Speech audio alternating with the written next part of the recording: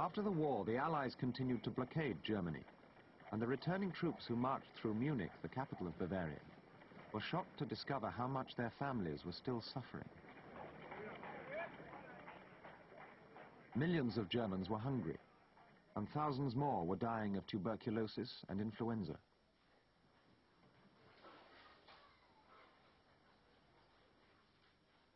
Politics were polarized. Conservatives and socialists each became radical in the face of crisis.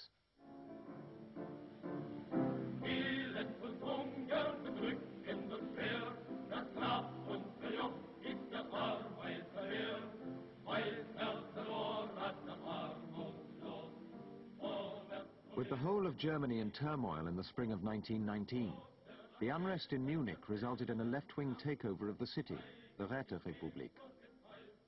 This culminated in April 1919 in the Munich Soviet Republic, an attempt to create a Soviet-style government of the city only 18 months after the victory of the Bolsheviks in the Soviet Union.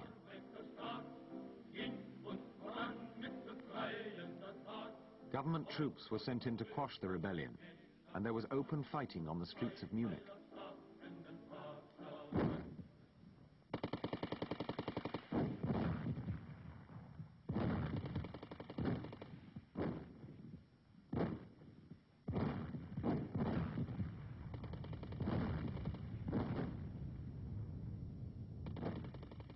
More than 500 people were killed.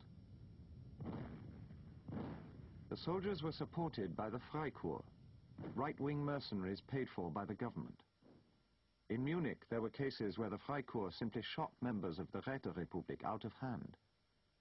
Other Freikorps members, like Fridolin von Spahn, heartily approved of the brutal measures which were being used to suppress the communist revolutionaries throughout Germany.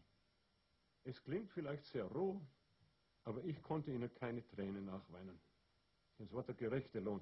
Sie wollten Deutschland ins Chaos stürzen. Und ich zog daraus den Schluss, man muss das bekämpfen. Und das habe ich dann getan, so gut ich konnte. Eugene Levinet's father was the communist leader of the Räterepublik. He was executed in June 1919. I understand from my mother that he had been very brave the way he met his death. And in fact, he called out, "Long live the world revolution."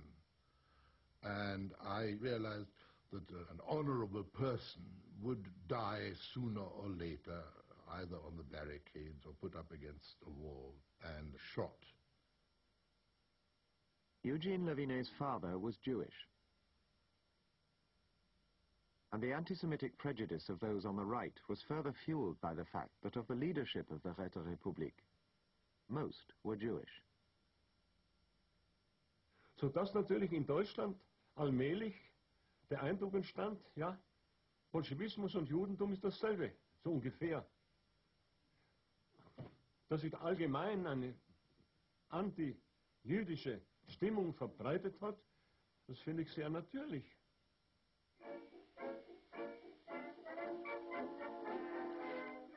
To the Freikorps, who celebrated in Munich after the suppression of the Räterepublik, the Jews were convenient scapegoats, held to blame for all the country's ills.